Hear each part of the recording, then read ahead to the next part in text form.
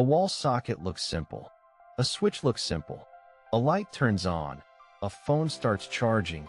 A fan begins to move air, and the whole action feels almost too ordinary to notice. From inside the room, electricity seems to begin at the wall. The socket feels like the source. The switch feels like the control point. The appliance feels like the final user. But that is only the visible surface. Before electricity reaches a socket, a lamp, or a refrigerator, it has already passed through a hidden structure inside the home. It has been measured, divided, protected, routed, and controlled. So the useful question is not only, how does electricity reach the home? The next question is, what happens after it enters?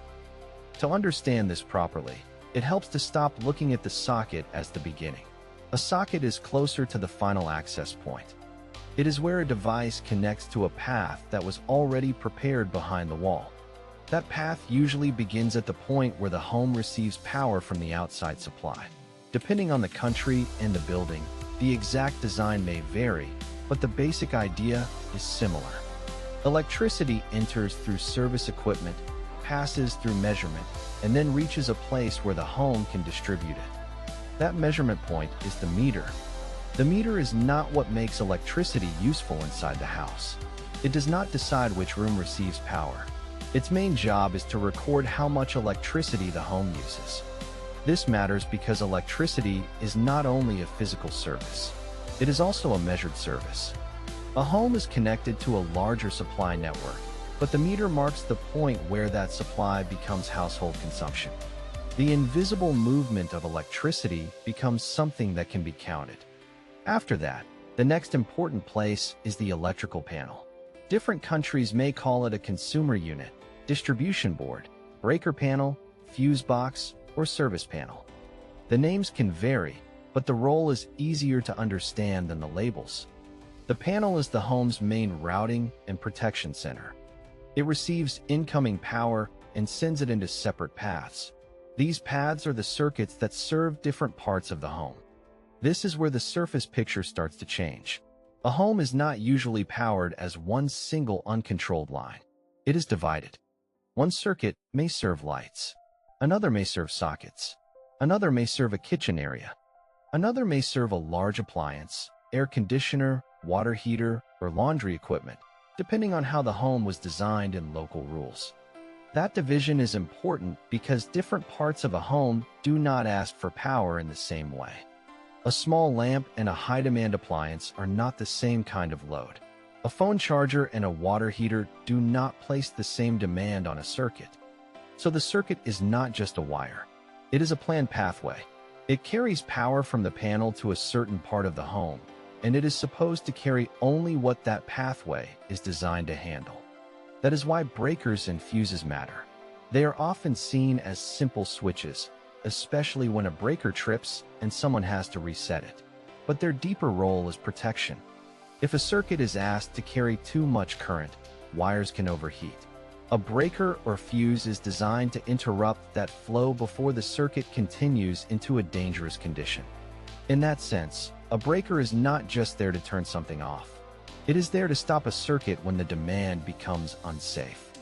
This is also why one part of a home may lose power while another part continues working. When one circuit trips, it does not always mean the whole house has failed. It may mean one protected path has been interrupted. That small inconvenience reveals the structure. The moment one group of sockets stops working or one part of the house loses lights, the hidden map inside the walls becomes visible. Inside the rooms, switches and sockets are the parts people interact with most, but they do different jobs. A switch usually controls whether a lighting path is open or closed. When the path is completed, the light can turn on. When the path is interrupted, the light turns off. The switch feels like the main event because it is what the hand touches, but it is only controlling part of a larger path. A socket has a different role. It gives a device access to power from a circuit. The socket does not decide how much a device wants to draw.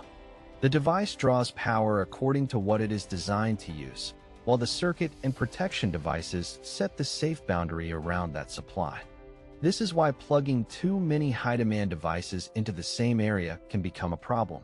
The issue is not that the wall suddenly runs out of electricity in a simple way. The issue is that one circuit may be asked to carry more than it was designed for. That is when the hidden design becomes practical.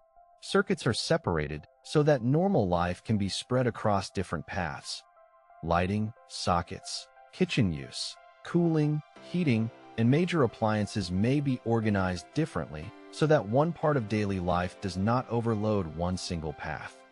There is also a safety side that people often do not see. Many homes use some form of grounding or earthing, and many installations include protective devices that respond to certain faults. The exact terms and devices vary by country, but the purpose is to reduce the risk of electric shock, overheating, or fire when something goes wrong. This is one reason home electricity should not be treated casually. The parts hidden behind the wall are not only there to make appliances work, they are also there to control risk. A safe home electrical network is not only about supply, it is about interruption. It must be able to stop power in the right place when the situation becomes unsafe. That idea becomes clearer during failure. Most of the time, electricity is invisible because it works quietly. The lights turn on. The refrigerator runs. The Wi-Fi router stays powered. The washing machine completes its cycle. Nothing feels special. But when a breaker trips, when one room loses power, when a socket stops working, or when a high-demand appliance causes trouble, the hidden structure suddenly becomes noticeable. The home is no longer just rooms and walls. It becomes a map of circuits, loads, protections, and pathways. The inconvenience shows that electricity inside a home is organized, not random. This also helps explain why electrical work is not only a matter of connecting one wire to another. A home circuit has to match the expected load, the protective device, the wiring, the appliance, the environment, and the local safety rules.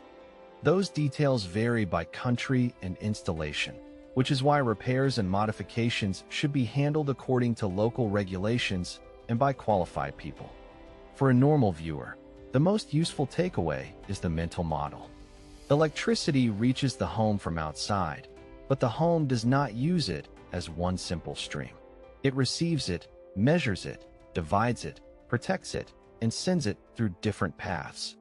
The meter counts usage. The panel distributes power. The breaker protects a circuit. The wire carries power through a path. The switch controls part of a path. The socket gives access to a path. The appliance uses power from that path. Once you see it this way, the ordinary room looks different. A light switch is not just a button. A socket is not just a hole in the wall.